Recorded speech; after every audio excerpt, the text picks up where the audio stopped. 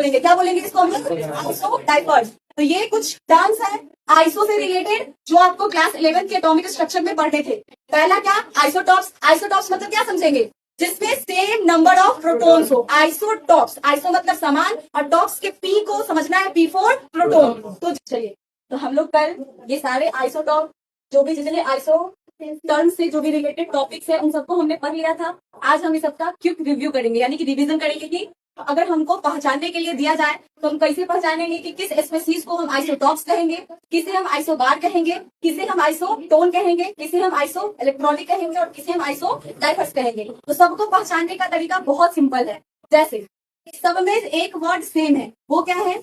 Iso, iso, iso, iso और iso. और iso का मतलब हम आप लोगों को बता चुके हैं कि आइसो का मतलब क्या होता है? सेम। आइसो का मतलब क्या होता है? सेम। सेम मतलब क्या?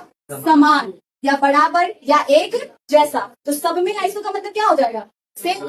सब में क्या हो जाएगा? Same, same, same. और इसमें भी क्या? सेम। अब सेम क्या होगा? तो टॉप्स में हम बताए थे कि टॉप्स में बीच वाले अक्षर को पकड़ना है। बीच वाला अक्षर क्या है? पी फॉर अपना क्या होता है? प्रोटॉन। पी फॉर आप लोग क्या पढ़े हैं? प्रोटॉन। तो इसमें क्या हो जाएगा? सेम हो जाएगा। किसी भी एटम में प्रोटॉन उतना ही होता है जितना उसका एटॉमिक नंबर होता है। प्रोटॉन उतना ही होता है जितना उसका एटॉमिक नंबर होता है। दैट मीन्स ये कि सेम एटॉमिक नंबर क्या हो जाएगा? Same atomic number. जिस भी स्पेसीज का, जिस भी एलिमेंट के एटम्स का एटॉमिक नंबर क्या होगा? सेम होगा। उसको हम आपस में क्या बोलेंगे? आइसोटॉप्स बोलेंगे। क्या बोलेंगे? आइसोटॉप्स। जैसे हम लोग पढ़े थे हाइड्रोजन के कितने आइसोटॉप्स होते हैं? 3 आइसोटॉप्स।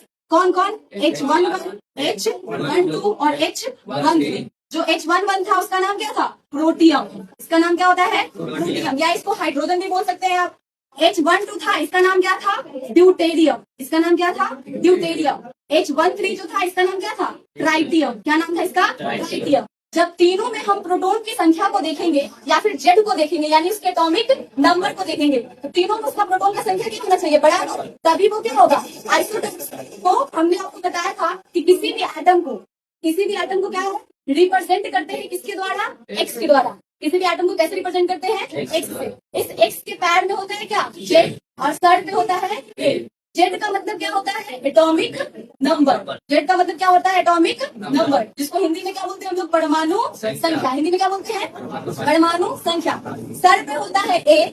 ए का मतलब क्या होता है? Mass number. ए का मतलब क्या होता है? मास नंबर, जिसको हिंदी में हम लोग क्या बोलते हैं? परमाणु द्रव्यमान। क्या बोलते हैं? परमाणु द्रव्यमान। ठीक है। तो अगर हम इस एटम में इलेक्ट्रॉन, प्रोटॉन और न्यूट्रॉन निकालना चाहे तो कितना होगा? कैसे निकालेंगे? सबसे पहले हमको ये बताइए, इलेक्ट्रॉन, प्रोटॉन, न्यूट्रॉन क्या होता है? नहीं पता?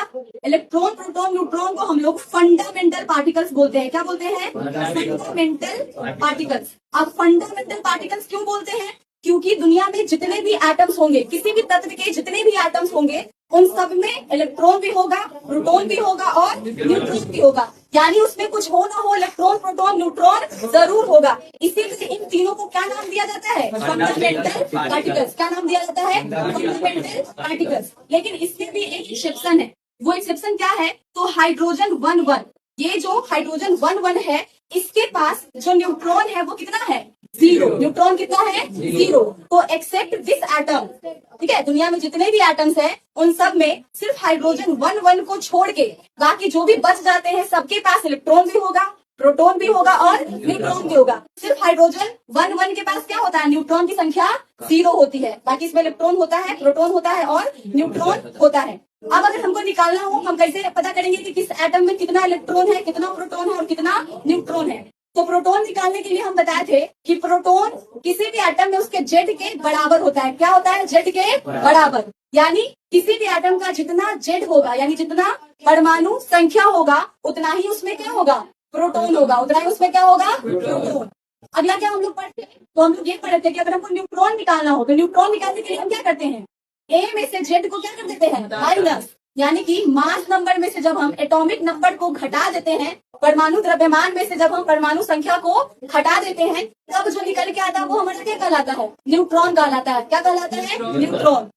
और इलेक्ट्रॉन निकालने का क्या फॉर्मूला होता है? तो इलेक्ट्रॉन निकालने का फॉर्मूला ये होता है कि अगर हमारा एटम चार्ज नहीं है, इस पे कोई चार्ज नहीं है, जैसे अगर हमारा एटम न्यूट्रल है, क्या है? न्यूट्रल। न्यूट्रल का मतलब होता है उदासीन, जिसपे कोई भी चार्ज प्लस या माइनस ना हो। चार्ज दो ही प्रकार के होते हैं, एक होता है प्लस, एक होता है माइनस। तो अगर हमारा जो परमाणु है, जो एटम है, वो न्यूट्रल है, उसके ऊपर कोई भी चार्ज नहीं है, तब उसमें इलेक्ट्रॉन जो होता है वो प्रोटॉन के बराबर होता है। और अभी जस्ट हम पढ़े कि प्रोटॉन बराबर हो जाता है किसके? जेड के। किसके बराबर हो जाता है? जेड के। तो न्यूट्रल एटम के लिए इलेक्ट्रॉन, प्रोटॉन और जेड तीनों आपस में क्या होते हैं? बराबर। किसके लिए? न्यूट्रल एटम के लिए। किसके लिए? न्यूट्रल एटम के लिए। वही अगर बात करें कि अगर चार्ज एटम हो, अगर कोई एटम हो जिसके ऊपर प्लस या फिर माइनस चार्ज हो, क्या हो? प्लस या माइनस चार्ज हो, और उसमें हमको इलेक्ट्रॉन निकालना हो, तो हम कैसे निकालेंगे? तो उसका फॉर्मूला होता है कि हम जेड में से चार्ज को क्या कर देते हैं? माइनस। जेड में से चार्ज को क्या कर देते हैं? माइनस। तब जो निकल के आता है वो क्या आता है? हमारा इलेक्ट्रॉन। तब क्या आता है निकल के? हमारा इलेक्ट्रॉन। आप बताइए किसी भी एटम के ऊपर प्लस या माइनस चार्ज कब आता है या क्यों आता है? बता सकते हैं नाम पहले। अगर कोई भी एटम है, ए नाम का कोई एटम है, तो इसके ऊपर प्लस या माइनस कब आता है? तो किसी भी एटम के ऊपर प्लस या माइनस चार्ज तब आता है जब या तो वो एटम किसी से इलेक्ट्रॉन लेता है अपना अष्टक नियम पूरा करने के लिए, ठीक है, या फिर अपना इलेक्ट्रॉन किसी को देता है। अगर किसी एटम ने अपना इलेक्ट्रॉन किसी को दिया है, मतलब उसके ऊपर कौन सा चार्ज आएगा? Plus charge. तब कौन सा चार्ज आएगा? Plus charge. और अगर किसी से इलेक्ट्रॉन लिया है, तब उसके ऊपर कौन सा चार्ज आएगा? Minus charge. तब उसके ऊपर कौन सा चार्ज आएगा? Minus charge. इसीलिए हम क्या करते हैं, चार्ज वाले एटम में हम जेड में से चार्ज को क्या कर देते हैं? माइनस। तो हमारा एक्चुअल इलेक्ट्रॉन निकल के आ जाता है। समझ में आया? ये सारी चीजें क्लियर है। तो हमको पता चल गया कि प्रोटॉन हम कैसे निकालते हैं। तो प्रोटॉन उसके जेड के बराबर होता है। तो इन तीनों में हम चेक करेंगे। जब प्रोटियम का प्रोटॉन देखेंगे तो प्रोटॉन बराबर होता है जेड, और जेड होता है नीचे वाला संख्या। इसमें हम क्या पता है, किसी भी आइटम को डिनोट करते हैं एक्स से। एक्स के पैर में होता है जेड, और जेड फॉर एटॉमिक नंबर। तो पी जब बराबर है जेड के, तो जेड कहाँ जाता है? पैर में। यानी कि पी बराबर कितना हो जाएगा? 1। उसी तरीके से इसमें भी पी बराबर कितना हो जाएगा? 1। इसमें भी पी बराबर कितना हो जाएगा? 1। यानी इन तीनों के पास प्रोटॉन की संख्या क्या है? सेम है, बराबर है। इसीलिए तीनों आपस में क्या है? आइसोटॉप्स है। क्या है आपस में? आइसोटॉप्स। तो कोई दिक्कत इसमें? आइसोटॉप्स कोई भी पूछे डायरेक्ट बोलना है सेम नंबर ऑफ प्रोटॉन। जिसके भी पास सेम नंबर ऑफ प्रोटॉन्स होंगे उनको हम बोलेंगे कि वो आपस में क्या है? आइसोटॉप्स है। आपस में क्या है? आइसोटॉप्स। अगला है हमारा आइसोबार, ठीक है। तो इसको भी जब हम बीच से यहाँ से तोड़ेंगे तो एक पार्ट निकलता है अपना आइसो और एक पार्ट निकलता है बार। तो आइसो का मतलब क्या होता है? सेम, यानी कि समान, एक जैसा। और इस बार वाले वर्ड से आपको ए निकालना है। क्या निकालना है? ए। और ए फॉर अभी अभी जस्ट आप क्या पढ़े हैं? Mass number. ए फॉर क्या होता है? Mass number. यानी कि ये ऐसा स्पीशीज होगा जिसके पास क्या होगा? मास नंबर सेम होगा। यानी परमाणु द्रव्यमान क्या होगा? बराबर होगा। जिसके पास सेम ए होगा उसकी को हम लोग क्या बोलेंगे? आइसो बार बोलेंगे। उसको हम क्या बोलेंगे? आइसो बार। जैसे इसका एग्जाम्पल क्या लिखवाए हुए थे हम? एग्जाम्पल क्या लिखवाए हुए थे? AR 1840 और CA 2040 है ये चीज, ठीक है। बोला करो। हमने देखा, जैसे देखिए यहाँ पे एग्जाम्पल क्या है हमारा? आर्गन 1840 और कैल्शियम 2040। इसमें हम किसको चेक करेंगे? ए को। तो ए कहाँ रहता है? हमेशा सर के ऊपर। ए कहाँ रहता है हमारा? सर के ऊपर। तो इसमें ए कितना है? 40। इसका भी ए कितना है? 40। तो दोनों का जो मास नंबर है वो क्या है? बराबर। इसीलिए क्या बोलेंगे कि ये दोनों आपस में क्या है? आइसोबार है। दोनों आपस में क्या है? आइसोबार। इसमें भी अब अगला टर्म है हमारा आइसोटोप्स। आइसोटोप्स को भी जब हम ब्रेक करेंगे तो एक पार्ट निकलेगा आइसो, जिसका मतलब होता है सेम। टोन्स से निकालना है हमको एन को। किसको निकालना है? एन को। और एन फोर हम लोग क्या पढ़े हुए? न्यूट्रॉन। एन फोर क्या पढ़े हुए? न्यूट्रॉन। यानी कि इसमें अब सेम क्या होगा? न्यूट्रॉन की संख्या। अब क्या होगा इसमें? सेम न्यूट्रॉन की संख्या। आइसोटोन्स को हम लोग आइसो न्यूट्रॉनिक के नाम से भी जानते हैं, ठीक है। आइसोटोन्स को हम लोग किस नाम से जानते हैं? तो आइसो न्यूट्रॉनिक के नाम से भी जानते हैं। तो आइसोटोन्स हम उसको बोलेंगे जिसमें सेम नंबर ऑफ क्या होगा? न्यूट्रॉन्स होगा। जैसे इसके एग्जांपल्स क्या हो गए? चलिए, तो हमारा आइसोटोन्स का एग्जांपल ले लीजिए हम कार्बन और नाइट्रोजन को। अब इसमें हम चेक करेंगे किसको, न्यूट्रॉन को। तो न्यूट्रॉन क्या बोलता है कि ए माइनस जेड कर दीजिए, हम निकल के आ जाएंगे। तो ए माइनस जेड करेंगे तो कितना आ जाएगा, 14 माइनस 6 यानी कि 8। जब इसका भी हम एन चेक करेंगे तो 15 माइनस 7 कितना आ जाएगा, 8। तो दोनों में न्यूट्रॉन्स की संख्या क्या हो गई, बराबर। दोनों में न्यूट्रॉन की संख्या क्या आई, बराबर। इसीलिए इसको हम क्या बोलेंगे, आइसोटोन्स बोलेंगे। ये ऐसे स्पीसीज है या फिर एलिमेंट के ऐसे एटम्स हैं जो आपस में क्या है, आइसोटोन्स है। उसके अगला क्या टॉपिक है हमारा, आइसो इलेक्ट्रॉनिक्स। तो आइसो का मतलब तो फिर से सेम, सेम यानी कि क्या, समान। और इलेक्ट्रॉनिक में ही वर्ड आ रहा है क्या, इलेक्ट्रॉन। क्या वर्ड आ रहा है, इलेक्ट्रॉन। अब यहाँ पे क्या होगा, इलेक्ट्रॉन की संख्या क्या होगी, बराबर होगी। इलेक्ट्रॉन की संख्या क्या होगी, बराबर। जहां हमको इलेक्ट्रॉन का संख्या दो में बराबर दिख गया, वहां हम बोल देंगे कि आपस में क्या है, आइसो इलेक्ट्रॉनिक्स है। क्या है आपस में, आइसो इलेक्ट्रॉनिक्स है। जैसे एग्जाम्पल में O2 माइनस F माइनस, ठीक है, Na प्लस, इस तरीके के स्पेसीज। तो अगर हम इसमें इलेक्ट्रॉन को चेक करेंगे, पहली बात ये कैसे हैं, ये न्यूट्रल है या चार्ज है, चार्ज है। ये नेगेटिव वाला है, ये भी नेगेटिव वाला है, और ये पॉजिटिव, जिसको आप लोग हिंदी में बोलते हैं धनायन ऋणायन। तो ये क्या है, धनायन है, ये क्या है, ऋणायन है, ये भी क्या है, ऋणायन है। यानी ये पॉजिटिवली चार्ज पार्टिकल है, ये नेगेटिवली, और ये फिर थर्ड, ये भी नेगेटिवली है, ये भी नेगेटिवली है, और ये पॉजिटिवली चार्ज पार्टिकल है। तो तीनों में हम क्या करेंगे चेक, इलेक्ट्रॉन को। तो चार्ज वाले एटम से हम इलेक्ट्रॉन को कैसे निकालते हैं, तो उसके जेड में से उसके चार्ज को घटाते हैं। उसके जेड में से चार्ज को क्या करते हैं, घटाते हैं। तो ऑक्सीजन का जेड कितना होता है, 8। फ्लोरीन का जेड कितना होता है, 9। सोडियम का जेड कितना होता है, 11। तो जब हम 8 माइनस इंटू में चार्ज कितना है इसके ऊपर, -2, तो ये क्या हो जाएगा, माइनस माइनस प्लस, और ये कितना आ जाएगा निकल के, 10। यानी कि O2 माइनस में इलेक्ट्रॉन की संख्या कितनी है, 10। उसी तरीके से हम लोग इस फ्लोरीन में चेक करेंगे। तो फ्लोरीन में चेक करेंगे तो इसका जेड कितना है, 9 माइनस, ठीक है, और चार्ज कितना है, -1। तो ये कितना हो जाएगा, माइनस माइनस प्लस, और ये भी कितना हो जाएगा, 10, ठीक है। उसके बाद हम सोडियम में चेक करेंगे। तो सोडियम का एटॉमिक नंबर कितना है, 11। फिर हम करेंगे चार्ज को माइनस, और चार्ज कितना है, +1। तो 11 प्लस माइनस -1 यानी घट के कितना आ जाएगा, 10। इन तीनों में इलेक्ट्रॉन की संख्या क्या आई, समान। तो हम बोलेंगे ये तीनों आपस में क्या है, आइसो इलेक्ट्रॉनिक्स है। आपस में क्या है, आइसो इलेक्ट्रॉनिक्स है। अब हमारा अगला जो टॉपिक आता है, अगला जो टर्म आता है, उसका नाम है आइसोडाइफर्स। क्या नाम है उसका, आइसोडाइफर्स। तो आइसोडाइफर्स में भी जब इसको ब्रेक करेंगे तो आइसो का मतलब क्या हो जाएगा, सेम यानी कि समान, एक जैसा, बराबर। और डाइफर्स से समझना है क्या, डिफरेंस। डाइफर्स से क्या समझना है, डिफरेंस। और डिफरेंस का मतलब क्या होता है, अंतर। डिफरेंस का मतलब क्या होता है, अंतर। यानी कि यहाँ पे हमको अंतर देखना है। और किसका अंतर देखना है, तो न्यूट्रॉन से प्रोटॉन का। किसका अंतर देखना है, न्यूट्रॉन से प्रोटॉन का। तो आइसोडाइफर्स का मतलब हमको क्या समझना है, सेम डिफरेंस। क्या समझना है, सेम डिफरेंस। किसका, तो न्यूट्रॉन और प्रोटॉन का। अगर n-p किसी भी स्पेसीज का सेम आता है, यानी कि न्यूट्रॉन में से प्रोटॉन की संख्या को घटाने के बाद जो नंबर आता है, अगर वो किसी दो स्पेसीज का सेम आया तो हम क्या बोलेंगे, उसको आइसोडाइफर्स बोलेंगे। जैसे इसका एग्जांपल बताना, Na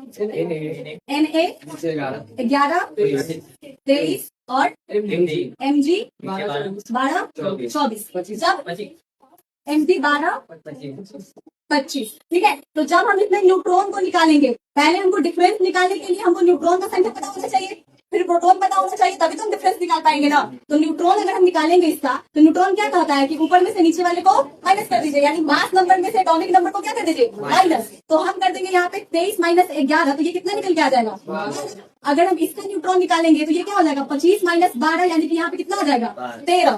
कितना आ जाएगा, 13। प्रोटॉन अगर हम निकालेंगे तो प्रोटॉन क्या होता है, जेड के बराबर, और जेड होता है नीचे वाला नंबर, तो प्रोटॉन कितना हो जाएगा, 11। इसमें भी प्रोटॉन कितना हो जाएगा, 12। नीचे वाले नंबर को ही हम लोग क्या बोलते हैं, जेड, और जेड ही होता है हमारा प्रोटॉन। अब अगर हम डिफरेंस निकालेंगे इसका n-p, तो n का मान कितना है, 12, और माइनस तो माइनस p का मान कितना है, 11, यानी घट कितना आ गया, 1। इसमें अगर हम n-p निकालेंगे तो n का मान कितना है, 13, और माइनस तो माइनस p का मान कितना है, 12, यानी घट के कितना आ गया, 1। यानी दोनों में न्यूट्रॉन और प्रोटॉन का जो डिफरेंस है, जो घटाव है, वो क्या आया है, सेम आया है। इसीलिए इसको क्या बोलेंगे हम लोग, आइसोडाइफर्स बोलेंगे। क्या बोलेंगे इसको हम लोग, आइसोडाइफर्स। तो ये कुछ टर्म्स है आइसो से रिलेटेड जो आपको क्लास 11 के एटॉमिक स्ट्रक्चर में पढ़े थे।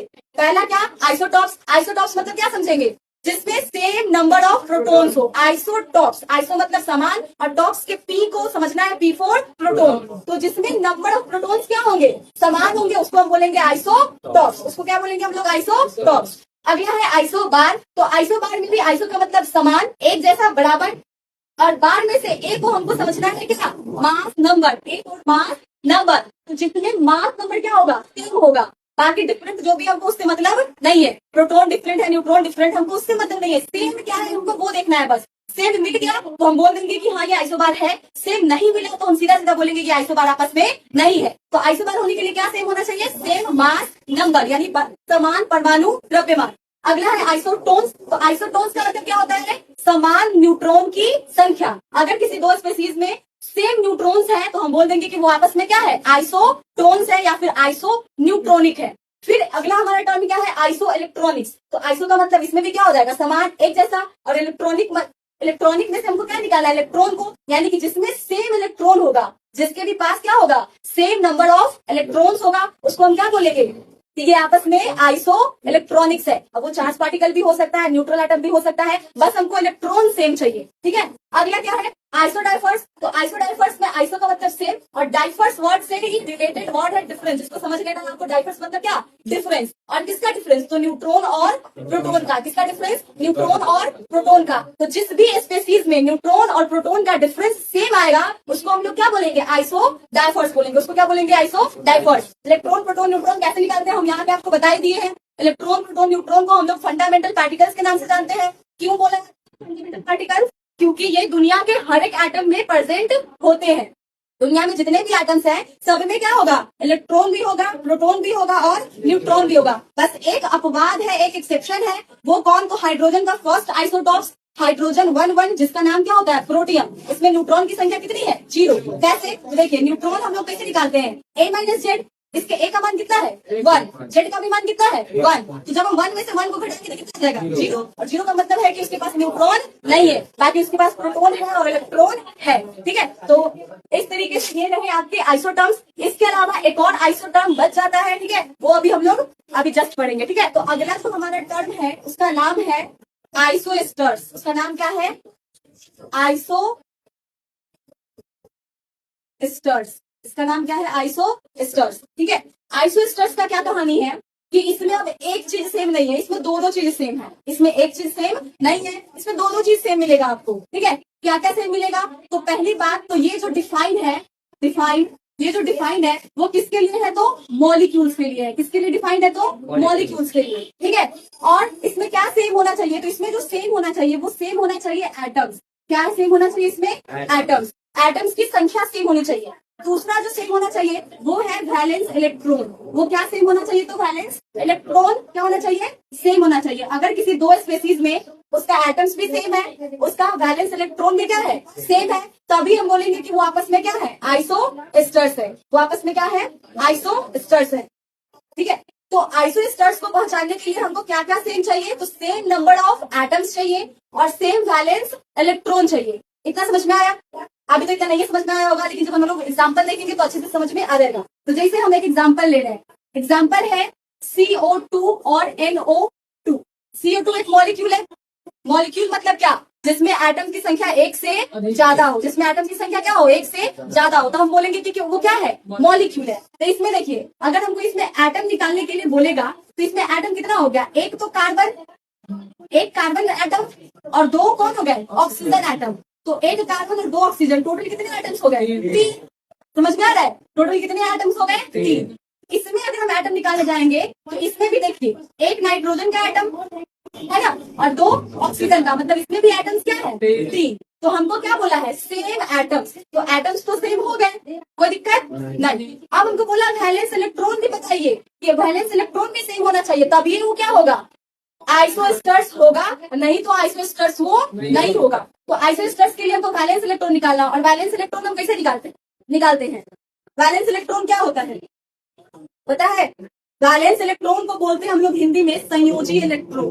वैलेंस इलेक्ट्रॉन को क्या बोलते हैं हम लोग, संयोजी इलेक्ट्रॉन। आप लोग 10th में पढ़ के आए होइएगा। संयोजी electron outermost shell electron को बोलते हैं। किसको बोलते हैं, outermost shell, outermost shell electron को ही हम लोग क्या बोलते हैं, संयोजी इलेक्ट्रॉन या फिर वैलेंस इलेक्ट्रॉन। कहने का मतलब, जैसे हम एग्जांपल ले लेते हैं यहाँ पे, ठीक है, एग्जांपल लेते हैं। एग्जांपल में मान लीजिए किसको ले लें, ऑक्सीजन को ही ले लेते हैं। ठीक है, तो अगर हमको वैलेंस इलेक्ट्रॉन निकालना है, इसके लिए हमको इलेक्ट्रॉनिक विन्यास यानी इलेक्ट्रॉनिक कॉन्फ़िगरेशन आना चाहिए। अगर वो नहीं आता है तो आप किसी भी हाल में वैलेंस इलेक्ट्रॉन नहीं निकाल सकते हैं। समझ में आ रहा है? तो वैलेंस इलेक्ट्रॉन निकालने के लिए हम क्या लिखेंगे? इलेक्ट्रॉनिक विन्यास। और इलेक्ट्रॉनिक विन्यास क्या होता है? इलेक्ट्रॉनिक विन्यास क्या होता है? किसी भी एटम के सेल में इलेक्ट्रॉन के भरने की प्रक्रिया को हम क्या बोलते हैं? इलेक्ट्रॉनिक विन्यास कहते हैं। यानी उसके सेल में हम इलेक्ट्रॉन को भर रहे हैं। तो इलेक्ट्रॉन और इलेक्ट्रॉन भरते हैं तो इलेक्ट्रॉन क्या है? अगर कोई एटम पे चार्ज नहीं है तो उसका इलेक्ट्रॉन उसके जेड के बराबर होता है। यानी जेड जितना होगा उतना ही इलेक्ट्रॉन हम उसमें भरेंगे ना। तो इसका एटॉमिक नंबर कितना है? 8। यानी कि इसमें इलेक्ट्रॉन कितना होगा? 8, क्योंकि इसमें कोई भी चार्ज नहीं है। न्यूट्रल एटम का जितना एटॉमिक नंबर होता है उतना ही क्या होता है? इलेक्ट्रॉन। अभी जस्ट पढ़े आप। जब इसका हम इलेक्ट्रॉनिक विन्यास लिखेंगे तो क्या लिखेंगे? 1s2 2s2 2p4। क्या लिखेंगे? 1s2 2s2 2p4। हमारे पास 4 सबसेल होते हैं, s p d और f। चारों सबसेल में हम इलेक्ट्रॉन को क्या करते हैं? भरते हैं।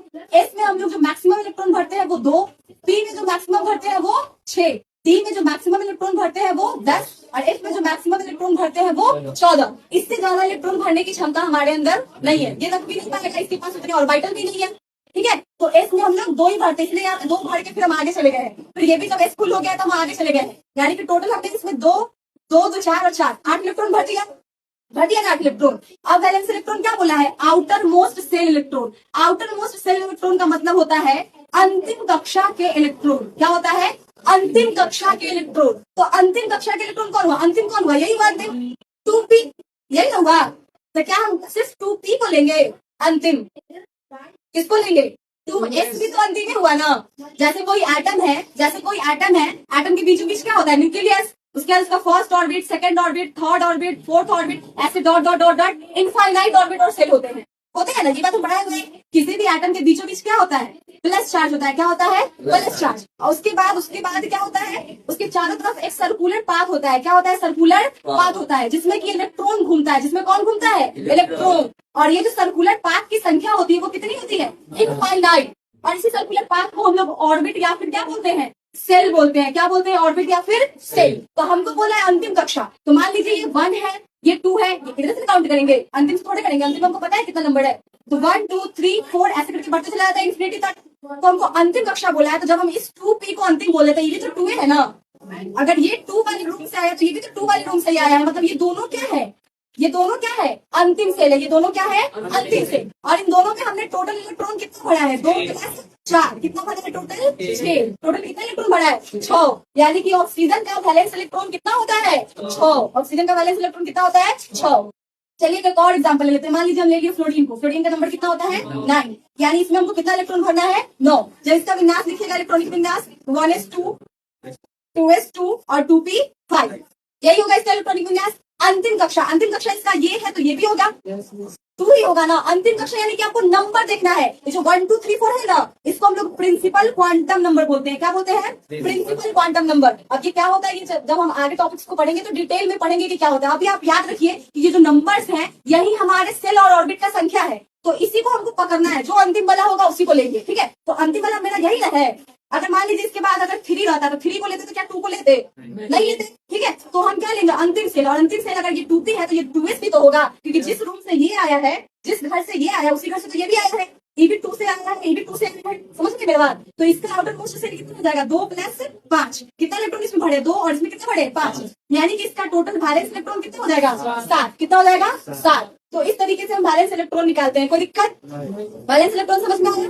वैलेंस इलेक्ट्रॉन का मतलब संयोजी इलेक्ट्रॉन हिंदी में। ठीक है, इसका मतलब क्या होता है? तो आउटर मोस्ट सेल का इलेक्ट्रॉन, यानी कि अंतिम के कक्षा का इलेक्ट्रॉन। अंतिम के कक्षा में हमने जितने इलेक्ट्रॉन्स को भरा हुआ है या जितने इलेक्ट्रॉन्स पाए जाते हैं या जितने इलेक्ट्रॉन्स रहते हैं उसी को हम लोग क्या बोलते हैं? वैलेंस इलेक्ट्रॉन यानी संयोजी इलेक्ट्रॉन बोलते हैं। तो जैसे हमको यहाँ पे बोला है कि ऐसा स्पीशीज को लीजिए, ऐसा मॉलिक्यूल लीजिए जिसमें एटम्स भी सेम हो और जिसमें वैलेंस इलेक्ट्रॉन भी सेम हो। तो एटम्स तो सेम आ गए, लेकिन अगर हम चेक करने जाते हैं वैलेंस इलेक्ट्रॉन को, तो कार्बन का वैलेंस इलेक्ट्रॉन कितना होगा? याद रहता है किसी को? नहीं। तो आप क्या करिएगा? चेक करिएगा कार्बन का नंबर कितना होता है? 6। जब इसका विन्यास लिखिएगा तो क्या लिखिएगा? 1s2 2s2 और 2p2। 2 2 4 2 6। हमको 6 ही भरना है। भर दिए। अब इसके आउटर मोस्ट सेल में कितना इलेक्ट्रॉन है? 4। आउटर मोस्ट सेल में कितना इलेक्ट्रॉन है? 2 + 2 यानी 4। यानी इसका वैलेंस इलेक्ट्रॉन कितना आ गया?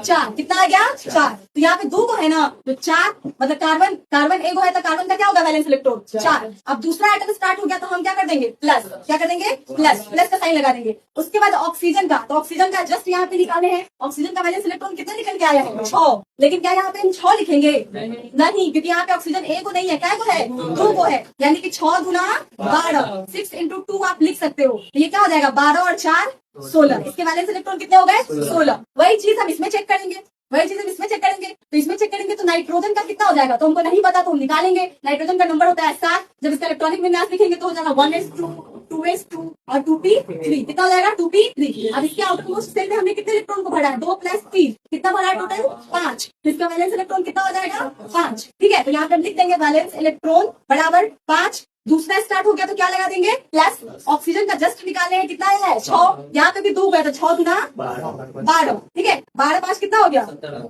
17। कितना हो गया? 17। तो इन दोनों का वैलेंस इलेक्ट्रॉन सेम आया क्या? नहीं। इन दोनों का वैलेंस इलेक्ट्रॉन सेम आया? नहीं। इस कहने का मतलब अगर ये वैलेंस इलेक्ट्रॉन सेम नहीं आया तो ये आपस में आइसोस्टर्स नहीं है। अगर इन दोनों का वैलेंस इलेक्ट्रॉन, जैसे इसका 16 है, इसका भी अगर 16 ही आता, या इसका 17 है, इसका भी अगर 17 ही आता, तब हम क्या बोलते कि ये दोनों आपस में आइसोस्टर्स है। लेकिन एटम्स सिर्फ सेम है, वैलेंस इलेक्ट्रॉन सेम नहीं है, तो क्या ये आइसोस्टर्स होंगे? नहीं होंगे। Clear cut? समझ में आया सबको?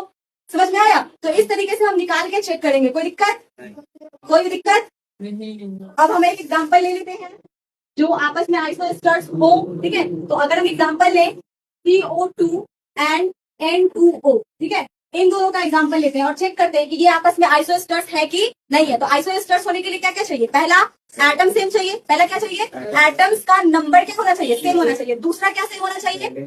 तो वैलेंस इलेक्ट्रॉन दोनों का क्या होना चाहिए? सेम होना चाहिए। तो जैसे हम इसका एटम्स का संख्या निकालने जाएंगे, इसमें टोटल एटम्स निकालेंगे, तो ये कार्बन का गो है 1 और ऑक्सीजन का क्या गो है 2, यानी टोटल एटम्स कितने हो गए? 3। इसके एटम्स निकाले जाएंगे तो इसका भी कितना हो जाएगा?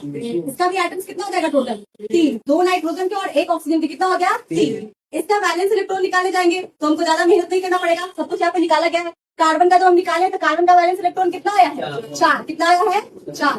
फिर दूसरा स्टार्ट हो गया तो क्या लगा देना है? प्लस। क्या लगा देना है? प्लस। उसके बाद ऑक्सीजन का वैलेंस इलेक्ट्रॉन कितना आया था? तो ऑक्सीजन का वैलेंस इलेक्ट्रॉन आया था 6। कितना आया था? 6। तो हम क्या कर देंगे? 6 इंटू 2, क्योंकि यहाँ पे ऑक्सीजन का नंबर कितना है? 2।